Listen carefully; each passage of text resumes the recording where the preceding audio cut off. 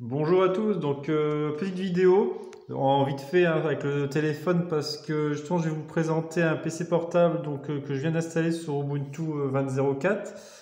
Donc pourquoi ce PC portable en l'occurrence? Parce que c'est un PC portable d'un client. Donc là on peut voir que c'est un Lenovo IdeaPad 100. Donc c'est une petite configuration. J'étais étonné du disque dur qui est en mécanique à 250 Go.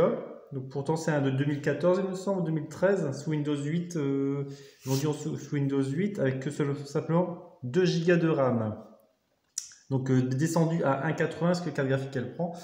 Donc on va l'allumer, voilà, je viens de le lancer, il va s'allumer. Et en fait, c'était juste pour vous présenter que le nouveau système qui est apparu en avril là, et en fait, il est super. Bon, il n'est pas super fluide au démarrage forcément, parce que même sous Windows 10, ce genre de PC rame, donc forcément, c'est assez long à charger. Donc voilà, la petite Ubuntu. Donc j'ai changé le thème hein, de Plymouth, comme ça, là, je trouve que c'est mieux. Bon là, ça tourne, on va attendre. Et donc, à part le démarrage qui est un peu long à cause du mécanique, hein, bon, il est quand même moins long que Windows. Et une fois qu'il est lancé, il est quand même assez fluide. J'étais étonné parce qu'il n'a que 1,80, on va regarder après. Et en fait, on peut lancer Google Chrome, différents onglets ou différentes applis. J'ai testé, ça fonctionne sans ramer excessivement. Et bon, ça swap un petit peu, hein, mais bon, forcément. Après, je dis pas, il faut pas lancer non plus 15 onglets en même temps avec des vidéos. Mais pour une utilisation basique, donc là, ce monsieur, c'est un retraité, donc lui, c'est pour aller sur Facebook, des sites internet basiques, donc ça ira largement. Mais c'était juste pour vous, voilà, c'était un peu le petit, sur des petites configurations, ça tourne quand même impeccablement. Donc là, j'ai remis le son parce que j'avais testé une vidéo, justement, j'avais baissé le son. Bon, j'en profite également, donc là, voilà, j'ai peut-être pas bien cadré. Donc là, c'est l'installation de base que j'offre à mes clients. Donc, fond d'écran assez sympathique. Donc là, il y a du Skype parce que il va faire du Skype, donc je vais lancer en automatique Skype. Il reste juste le compte à rentrer. Donc, qu'est-ce qu'on peut dire? Bah, les icônes donc, ordinateur, hein, comme genre le poste de travail sous Windows. Le dossier utilisateur avec voilà toutes les items, donc documents, téléchargement, images, vidéos. La fameuse icône de prise à distance qui permet, donc ça permet au client de cliquer dessus. Ça me permet de prendre ça depuis l'atelier ou à partir d'un accès internet où je me trouve. J'ai mon serveur de prise à distance directement hébergé chez moi, à l'atelier. Donc, ce qui veut dire que le client, en fait, c'est du renversé. Donc, c'est-à-dire c'est le client se connecte à mon serveur. Et donc, même si la Livebox ou la box ADSL ou la Freebox, on s'en fout, a un NAT et n'a pas de port ouvert, ça passe quand même. Ça passe aussi normalement à travers les proxys si on met vraiment la bonne conf. Bon, ça, j'ai jamais eu le cas chez un client, hein. Mais déjà testé en entreprise. Et donc ça permet, voilà, le client rentre chez lui avec le PC, parce que là normalement je vais à domicile, hein. Mais là en l'occurrence pour cette personne, elle va venir le chercher, donc elle va le rebrancher elle-même bon, en RJ45 parce qu'elle le Wi-Fi elle le met pas. Et ça s'il y a un souci, elle clique sur l'icône, c'est simple, c'est dès que c'est démarre, on y arrive. Et donc, du coup j'ai la possibilité de prendre la main à distance, bien sûr, donc pas en automatique, donc elle doit cliquer dessus pour que j'ai la main. Bon, c'est assez, pas sécurisé, ouais, c'est assez sécurisé quand même, mais je ne peux pas prendre la main si elle n'a pas cliqué dessus, quoi. Gestion de mise à jour, donc elle permet de mettre à jour le système. Donc j'ai pas mis en automatique la mise à jour du système parce que ça fait ramer aussi au démarrage et en plus ça télécharge. Voilà. Là c'est l'utilisateur qui doit le déclencher, mais j'ai mis une tâche planifiée comptable, on va aller voir. Donc hop, si je tape comptable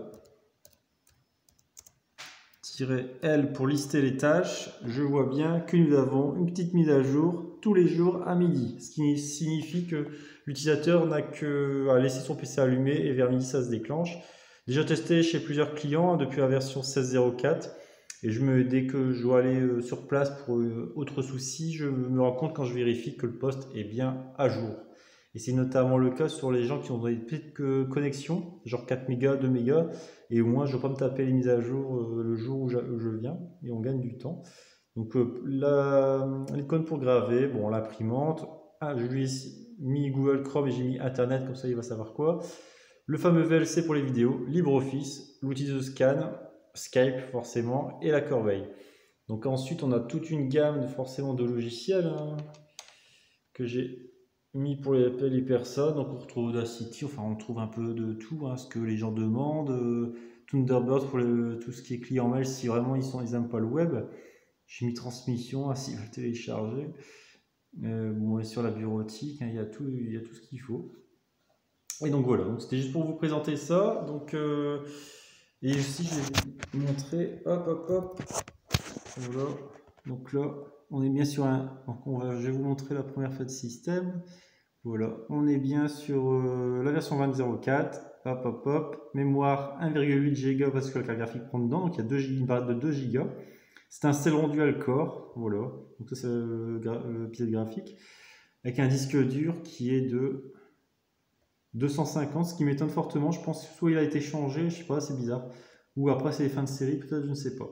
Mais en tout cas, voilà, ça tourne quand même. Ça ne saute pas encore. On voit au niveau mémoire, on est à 700, voilà. Mais c'est vrai que si on lance des applis, forcément, ça va charger. Donc là, je peux lancer Google Chrome. Et on va voir un peu la charge système. Pareil pour le lancement, le premier lancement du logiciel, c'est assez long. Je ne sais pas si j'ai bien cliqué ou pas, parce que là, c'est quand même assez longué.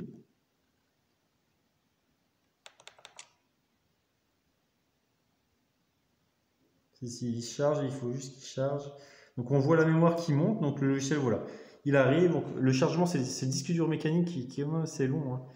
Bon, on voit que j'ai cliqué plusieurs fois, il y a différents onglets. Je suis un impatient, c'est pour ça que j'aime bien les SSD, parce que j'aime bien, voilà, moi je suis plus du style, bah, voilà quoi, on démarre, on clique, on y va, et puis c'est tout quoi, faut pas attendre, j'aime pas les PC qui rament. Donc là, vous voyez, ça swap déjà, forcément, voilà, on a déjà 3 mégas de swap. Bon, c'est pas gênant, mais bon, il faut que le logiciel est lancé, on peut l'utiliser, c'est utilisable, hein, mais bon, c'est vrai que moi je suis assez impatient dessus. Et autre petit truc sympa qu'on peut voir avec systemd, c'est le temps de démarrage. Avec systemd analyse, comme ça. Bon, systemd, voilà. Et là, on peut voir que bon, le kernel, 6 secondes sur le kernel, c'est bon. Hein. Sur des confs avec SSD, je fais à peu près pareil. Par contre, on est à 34 pour le reste, donc ce qui fait 41. Et on peut voir ici en détail Blame, et on voit voilà, que ça prend des plombes, 8 secondes pour certains services. Et alors que sur mon SSD, je suis, on va dire, à 12. Quand je démarre mon PC portable sur le SSD, on est à 12. Donc on voit bien la différence. Alors on aurait pu mettre un SSD sur cette config, racheter de la RAM, je pense pas, dans la RAM doit être soudée, je pense. On peut pas racheter de barrette, mais on peut changer le disque dur. Mais j'ai pas fait, pourquoi? Parce que bon, cette personne est assez âgée. Lui, c'est juste un accès internet, hein, il veut pas non plus, voilà, et il me dit ouais, je m'en sers comme ça. Donc voilà, pour pas faire trop de grands frais dessus, parce que le SSD, bon, ça a un certain coût quand même aujourd'hui. Hein. Donc voilà quoi, mais bon, pour cette personne, ça ira très bien, je pense. Et voilà. Donc par contre, on va l'éteindre. Alors l'extinction chez Linux, j'aime bien, c'est que ça s'éteint tout de suite. On ne doit pas attendre, et quand je ne veux pas attendre, moi j'aime bien.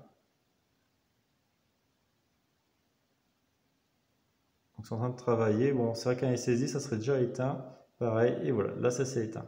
Donc voilà, c'était juste pour vous montrer ça. Je trouve que c'est intéressant par rapport à la petite configuration. Si un jour j'ai le contraire sur une grosse configuration, je vous ferai aussi une vidéo. Merci.